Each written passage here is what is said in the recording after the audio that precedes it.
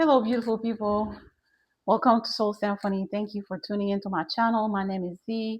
I hope the information you found here helps you in your healing journey. If you're on one, if you're not on one, that's okay too. So today I'm going over emotional dysregulation. So as my previous videos, I have talked about several topics that might help you if you are on your healing journey. If you're not on one, that's okay too. The information will be here for you whenever you decide to be on one. So emotional dysregulation is the inability to be able to manage our emotions, not only to manage them, but to also process them, to respond to emotional experiences. So if somebody, for example, just says something that we dislike, instead of just taking a breath, thinking, and then responding, when we have emotional dysregulation, we are more reactive. We tend to take it too personal. We don't really try to think before we act. So that's emotional dysregulation. Emotional dysregulation is unfortunate, something that I would say is a response most of the time from traumatic experiences. And one of the biggest one is actually PTSD. And childhood trauma sometimes for sure turns into PTSD. So PTSD is one of the bigger, I would say, traumatic response or the result of traumatic experiences that we can actually encounter. And one of the hallmark of PTSD is emotional dysregulation. We become unable to emotionally regulate our emotions, to emotionally manage our emotions, to respond to things around us in a proper way, because everything can trigger us, especially things that I would say, if we have similar, if we experience similar things that we experienced during the trauma. If we see similar things, we see the same people, we stay in the same environment. Sometimes it's the sight, the sound, the smells around us that can trigger certain memories of the PTSD, of the event that actually led us to PTSD. So once we have those things in our environment, unfortunately, that can trigger us. Those are triggering factors. That's why when people go to they go to therapy for PTSD, some of the first things therapists usually look at is to know the history. Like, what did they go through? How did it happen? And all is really in the with the goal to know what the triggers are, because the key factor here is to know the triggers, because the triggers are what keep individuals who have PTSD stay in a loop of reliving the same situation over and over. And therefore, those triggers also are the ones that emotionally do not allow those individuals to be able to regulate their emotions. So they stay emotionally dysregulated constantly, pretty much constantly dysregulated. So I would say some of the things that we see most of the time with emotional dysregulation is extreme mood swings. People who can go from 0 to 100 in like a couple seconds. Like you talking to them, or we're talking, we having conversation, everything is cool and collected. Within 2 seconds, they are at 100. They like throw tantrums. Now, sometimes we might think that is something that happens just because people are too spoiled when they were kids. But when we look back, we might be able to actually trace back when we ask them, if we talk to them and we try to know their story, we might be able to track back and see the reason why they behave that way. Now, that does not excuse the behavior. Once we're an adult, we need to be able to understand that not everybody will take our nonsense. Okay. It doesn't matter if we have PTSD or not. That's why we have treatments. That's what we have also to be able to understand ourselves, to understand the things that trigger us, to understand that not everyone will go along just to get along with our behavior. Now, if we seeking help, we go and seek help for those triggers or for that PTSD to be able to emotionally getting back to a certain level of regulation, because unfortunately PTSD is not something that just can go away in a day. It's unfortunate that to understand that. It's unfortunate, but it's something we need to understand, that it doesn't just go away. It's something that is unfortunately a disorder that we have to manage. It's only manageable. It's not something that will just go away. Now, over time, of course, some of the triggers will diminish, or some of the coping mechanism will be stronger. We'll be able to understand our triggers. Therefore, we can easily use the coping mechanism that work for us in the best way possible to manage those triggering factors, to also manage our emotions. That's the key here, to be able to just know what actually triggers us, right? So the extreme mood swing is the biggest one that we should look at. Like someone who can, within 2 minutes, within 1 second, within 2 seconds, before you know it, you having a regular conversation, next thing you know, they're throwing things, they enraged, they are cursing, they are really like almost like, in quotation mark, possessed, right? Possessed by something else.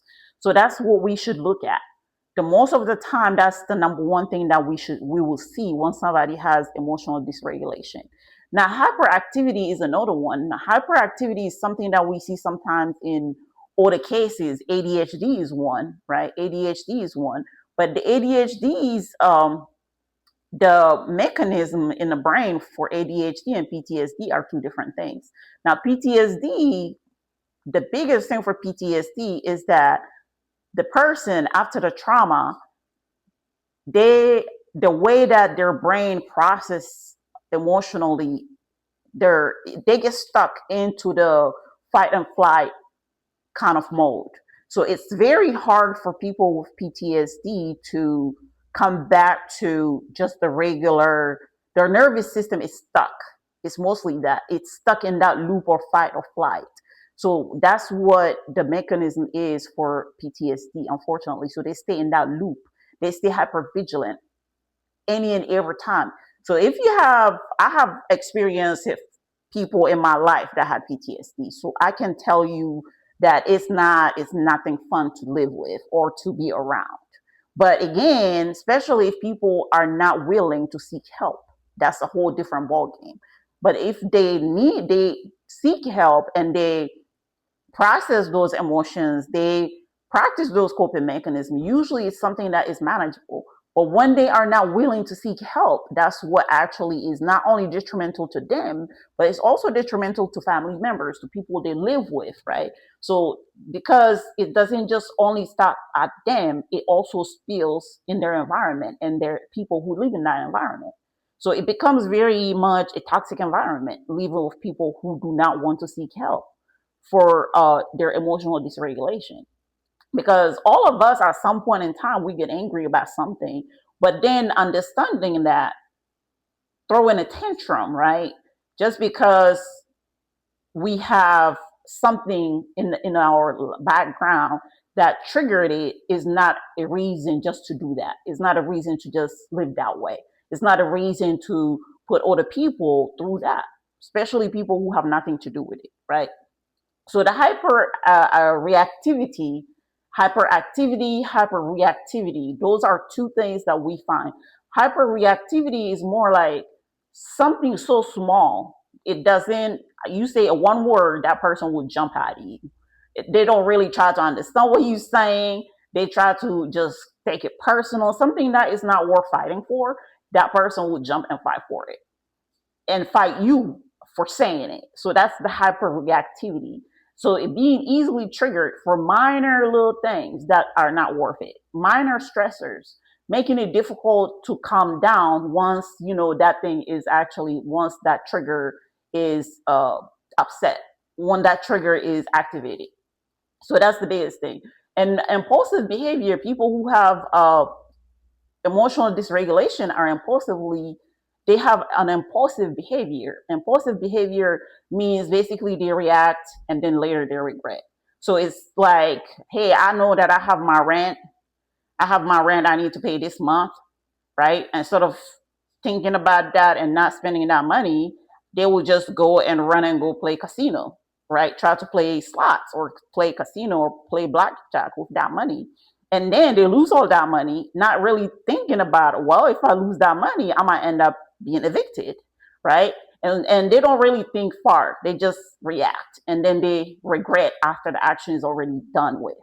So that's the impulsive behavior. And then they shut down and dissociate and just zone out once, they're overwhelmed. That's another thing too. Once they overwhelmed with what's going on, they just shut down and they zone out instead of processing it and understanding my behavior was not okay. Why did I go and actually do it this way? Why did I go and spend the money for rent on casino, right? When I know that the money for rent is paying my rent is number one priority. Is the number one thing I should do once I get that money instead of going and spending it on gambling or on alcohol or any other thing really that will be not I would say not really positive. It's not uplifting. It's not an uplifting thing. If we go and spend that money into something else that have nothing to do with uplifting us, right? And when we have actually certain priorities that are needed to be taken care of, instead of focusing on those, people with impulsive behavior are more likely to actually go and do all the things, then regret it, right? So that's just one. And some of the physical symptoms, again, I already mentioned the extreme mood swings. The nervous system becomes stuck. So therefore, those individuals have a high cortisol level. High cortisol level, which means that they have many different symptoms or their heart rate is always pretty much elevated. So digestive issues, chronic fatigue, because the body's working overtime. The body's always super excited. It's at an excitement level that is not normal. It's not in a resting state. It's always in this state of hyper excitement, hyper vigilance. So it's overdrive. It goes into overdrive and it works more than it should. Even when they're supposed to be resting, the body's not resting. The mind is not resting because the nervous system is stuck into this fight and flight mode that is ready to react at any and every little thing. So that's the biggest thing that we need to be mindful of. Now, why it happens again, I already mentioned the loop. Once we understand that it's the loop mechanism, it's stuck into the loop. So to understand how to actually go back to normal is to understand how it happens to begin with. Now, once we get into certain traumatic experiences trigger like any event that makes us want to fight, right? Traumatic experiences are the same thing. Once we get into it, we are in the midst of a traumatic experience. The first thing our nervous system does is see it as an attack. It sees it as the enemy. It sees it as something that it needs to fight to protect us. So because of that, our nervous system gets stuck. Eventually, it gets stuck into that, especially if it's chronically. If we are into that trauma in a chronically for a long period of time, so the nervous system gets stuck because it has been doing it so much repetitively that it has not gotten any chance to actually go back to its original state, which is the resting state. It has not gotten that chance. It has not, so it stays in that same loop. It stay in the loop of just keep going. It's not like it's going up and then it comes back down and it rests. No, it stay in the loop of staying there just up and up and up and up. And therefore, our nervous system becomes accustomed to that, So because of that, our brain gets rewired. It gets rewired to just function that way. That's just the sad reality. That's why when I say PTSD is not something that just goes away, we have to just learn to manage it. Because in order for us to be able to even get to a place where we can think about even, I would say, there's not curing it, but more like, I would say more of to, we have to first of all think about our nervous system, how to bring it back to normal, or close enough to normal. That's the biggest thing. Once we understand the process, how it works, then we can work toward bringing our nervous system to being calm enough. It will never, I would say, go 100% where it used to be with PTSD, because there are so many different components at play.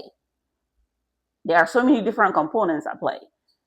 At least from what I have learned, PTSD is not something that just goes away completely, no matter what happened, unfortunately, because our brain has been rewired. Now we can learn to cope with it, to manage it, where the symptoms and triggers are not really affecting us as much anymore, and it becomes almost quasi gone or almost gone completely, but it's not completely gone because we become, again, more susceptible to similar events. We become more susceptible, our nervous system becomes more susceptible to having to react to certain things in a similar manner. So therapy is the biggest thing, really. Therapy is the biggest thing. Number one thing is therapy. We have so many different type of therapies that we can do. And the biggest one is, again, to be able to do therapy. That's the number one thing. Now we can do so many different things on our own, but at the end of the day, seeing a therapist is the number one thing.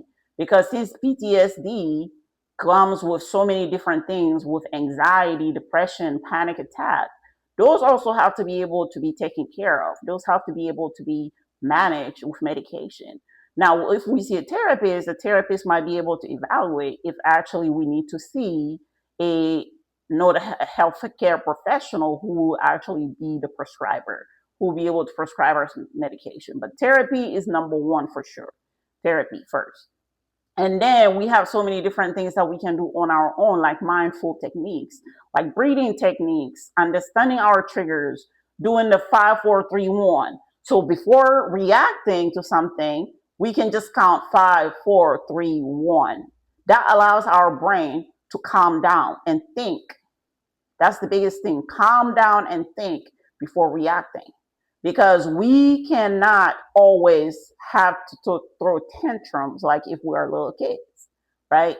Even though I understand completely where that is coming from, I understand completely for everybody it's different, the reasons that they have emotional dysregulation. But the biggest thing also is being aware that we act in that way. If we act that way, we need to know we need to figure out a way how to manage those emotions. Now, I'm not saying that they'll go away 100%, right?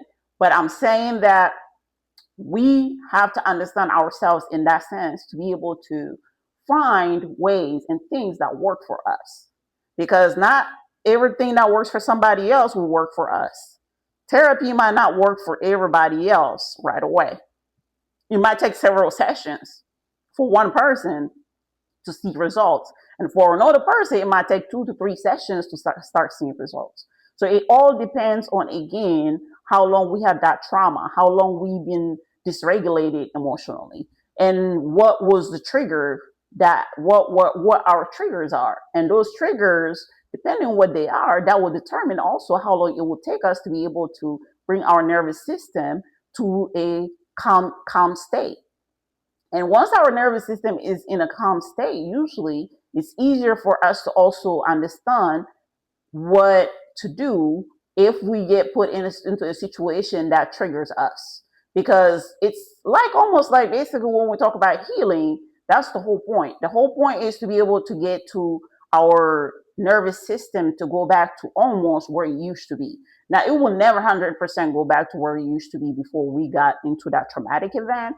We got into that abusive relationship. We got into whatever it is that actually dysregulated our nervous system or our emotions. It will never go back 100%. But it's just for us to understand, because we will always, because again, during those experiences, we gain wisdom. Well, we're supposed to gain wisdom, right? And once we get wisdom, we understand that certain things are not black and white, right? Certain things are not black and white. Because before we get into an abusive relationship, sometimes there are reasons why, unfortunately, we become victims, or I would not say really victims. I don't like that term, but again, we become more susceptible to being abused, right? But again, once we understand the reason why we got into that we were susceptible, then we have to heal that portion of us. For example, right, getting into a relationship with a narcissist, right? The biggest reason we get into a relationship with narcissists is because, again, we grew up in a household where we try to attempt to everybody's needs. The people pleasing is a big one. People pleasing, try to make sure everybody's okay, trying to make sure that we are 100% in tune with people's emotions. That's something that we do. Unfortunately, we don't even pay attention that we do it, but we do it. That's the that's the biggest definition of an empath. When they say the empath and narcissist paradigm, that's exactly that. We tend to want to make sure that we put our feelings on the side, making sure that the other person is good. And the narcissist feeds off that. If the narcissist feeds off our kindness, our availability, our emotional, um, the emotional, I guess I would say the emotional availability that we have for them, and the empathy that we have for them, right? The self-sacrifice. There are so many things that narcissist actually feeds on. Also, the people pleasing is one of it, and they feed off also as always giving them compliments, right? Which is nothing else but just making sure that we understand that those things are the things that narcissists feed off. And once we understand that, therefore, those are wounds. Those reflects the wounds that we have within us. People pleasing is a wound that we have within us, right? Emotional availability is not a bad thing, but overgiving is a bad thing for us because not only we're emotionally available, but we tend to give to other people way more than we give to ourselves. So that becomes a type of also codependency somehow, some way, because the narcissist depends on us to receive from us, right? All those things that we give them, and we depend on the narcissist to validate us. Now they need validation from us too, but in a different way. But we also seek validation from us being able to satisfy them in a certain way. So that's also the validation, people pleasing, being able to understand all that we have certain wounding within us that make us more prone to being in certain relationships, abusive relationships, narcissistic relationships, right? And that right there is what we need to pay attention to. Once we understand our wounding, that can trigger us to heal those woundings. Once we heal those woundings, we will become less susceptible to being in such relationships. And once we could become less susceptible to being in those relationships, right, we understand also the factors that made us being in those relationships, the things that made us encounter individuals like that. So we become a little bit more vigilant. I would not say it's hypervigilance, but it's more like a type of vigilance because we learn wisdom. We learn knowledge. And that knowledge turned into wisdom because that's an experience that we have went through those abusive relationships. And that wisdom allow us to be able to spot and to see and to be able to see similar things, or I would say to spot on those individuals without having to be victim, without having to go back and fall into the same trap again, right? Because we already know what it looks like. So if we already know what it looks like, we will not allow ourselves to fall again in the same trap a second time or a third time or a fourth time. Now, most people, the wisdom that they gain from those relationships, they carry them through other relationships. Now, we learn to not self-sacrifice. We learn not to people please. We learn to take care of ourselves better. We learn not to be somebody's playground, right? Or walking a floor, or I would say playmat, or whatever else that we end up sustaining in those relationships. We learn not to give ourselves. Now sometimes, unfortunately, we don't learn, or we learn one thing but we don't learn everything, or we learn two things, or we don't learn, or we seen it, we know what it is, but then we don't learn, we don't apply that wisdom, right? Because the whole point, again, for going through certain things is to be able to extract the wisdom out of it. Extract the wisdom out of it, put it in our tool bag, right? put it in our toolbox, and then when we get to the next relationship, we have all these tools available to us that we know what things look like, right? We know what it look like, so we know what to do if they are presented to us a second time or a third time, right? So the biggest thing, again, when it comes to emotional dysregulation, is to be able to understand what triggers, what are the reasons, and then use that to help us eventually work toward regulating our emotions. To regulate them means to avoid putting other people through our trauma. Because when we are emotionally dysregulated, we tend to lash out on other people and people who have nothing to do with the reason why what happened to us in the past to begin with. So we have to be mindful of that. That emotional dysregulation is not something that we cannot take care of. It's not something that's not manageable, but it is very much manageable. We just have to learn that in order for us to get to where we need to get to, we have to first of all be mindful that it even exists. To be mindful means to be aware, right? Mindful, be aware. Be aware that we do it. And now most people who actually have emotional dysregulation, they're aware of it. It's not something that is not, there is no awareness.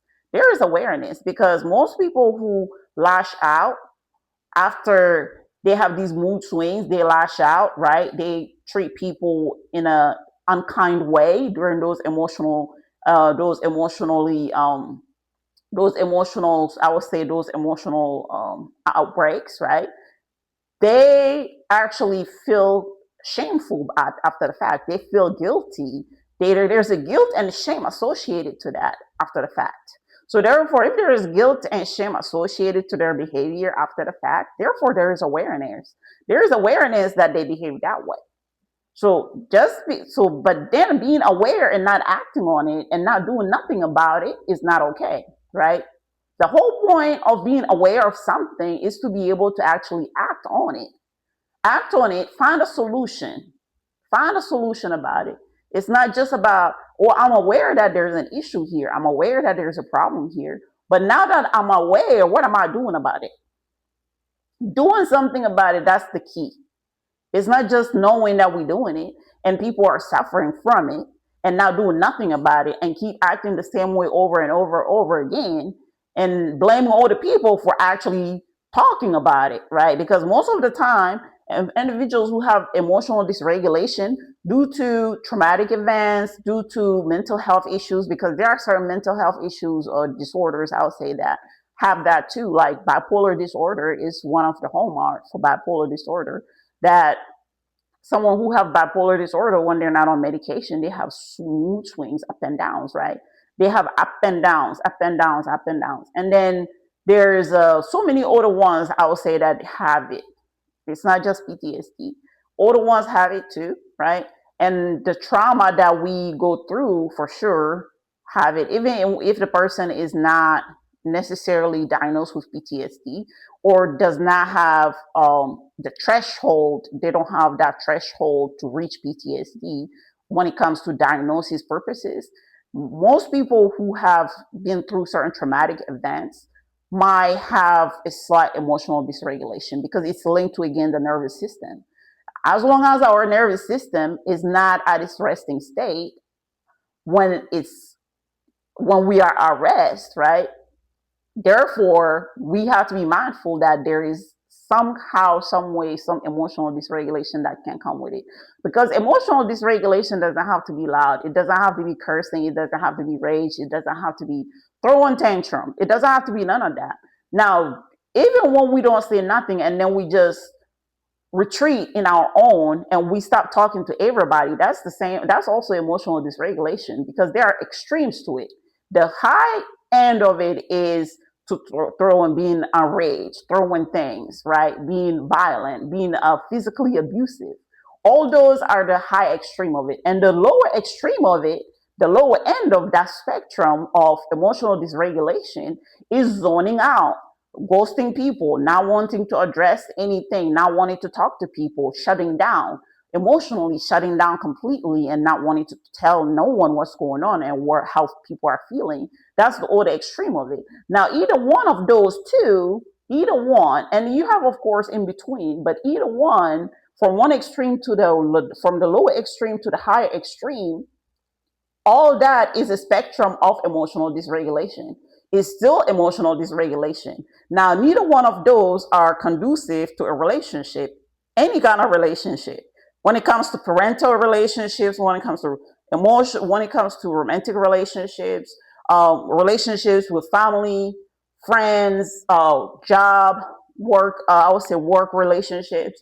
No relationship is safe when we are emotionally dysregulated. It doesn't matter what part of the spectrum that emotional dysregulation that we fall on, that spectrum. It doesn't matter. If we are those people who we zone out, we don't want to talk to no one. We just want to keep everything bottled in.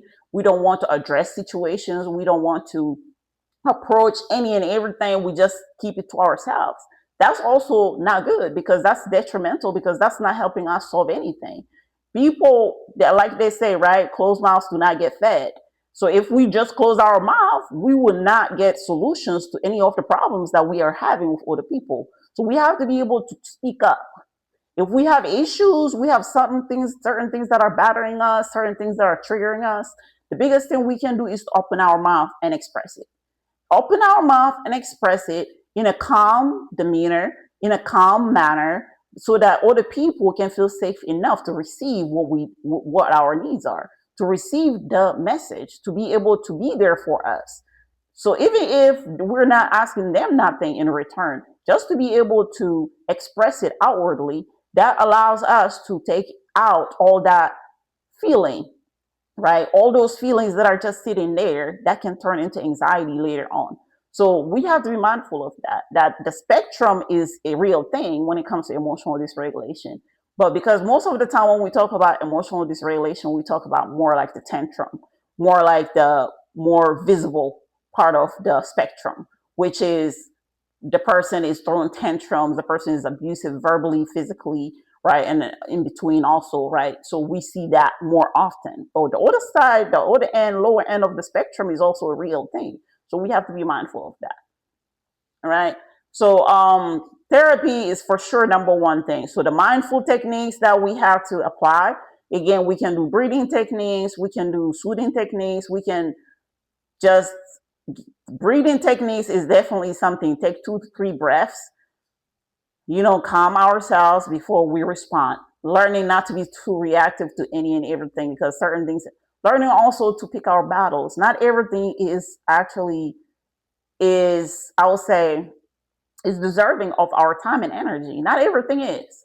We have to learn to know what should we put our energy in. Not everything is worthy of our energy, nor our time. So we have to be mindful of that, to know when to pick our battles. Certain battles are not worth fighting. They are worth letting be, let it be. With time, it will dissipate. That's all it is. Certain battles are not worth fighting. If we are in a relationship, especially with a narcissist, the biggest thing in narcissistic abuse is reactivity. Being able to see us react, that's the number one thing that usually narcissist loves, to see us triggered, to see us react. And then, unfortunately, that same person might use that against us, our reactivity, to label us as emotionally dangerous or physically abusive. And even it can escalate all the way to pressing charges against you, right? That you have been doing A, B, C, D physically to abuse them. So basically, we just have to understand that what battle is worth fighting, what battle is worth we putting our energy into, right? And if we understand that, we are less likely to end up in certain situations that are not worth it. All right. Okay. So until next time, I'll go ahead and stop it right here. Until next time, please, please, please take care of yourself. Make sure you do your daily routine, whatever they are, whatever works for you, right? Making sure that you do your meditation, mostly just the mindful techniques. Make sure that if you do any meditation, keep up with it. Yoga, keep up with it. Even if it's just breathing, right? Sitting down for 10 minutes and then just do breathing techniques in a calm space that you're not disturbed. Just do some breathing techniques. Just zone out for a little bit. Just keep your mind quiet. Just not to be disturbed, to be able to just allow your brain to rest without doing anything. Just without thinking, without doing anything for the 10 minutes, 15 minutes, using breathing techniques. And then being able to also eat healthy, right? Eat healthy, do your best to eat healthy. If you do meal preps, that's great too. That's actually cheaper, right? And doing your little walks, if you do walking or you use treadmill, you go to the gym, whatever it is that you do to keep your blood pumping, flowing, right? Keeping you active, and just keep up with that, and making sure that you have enough sleep at night. Keeping a good sleep hygiene is a good thing, right?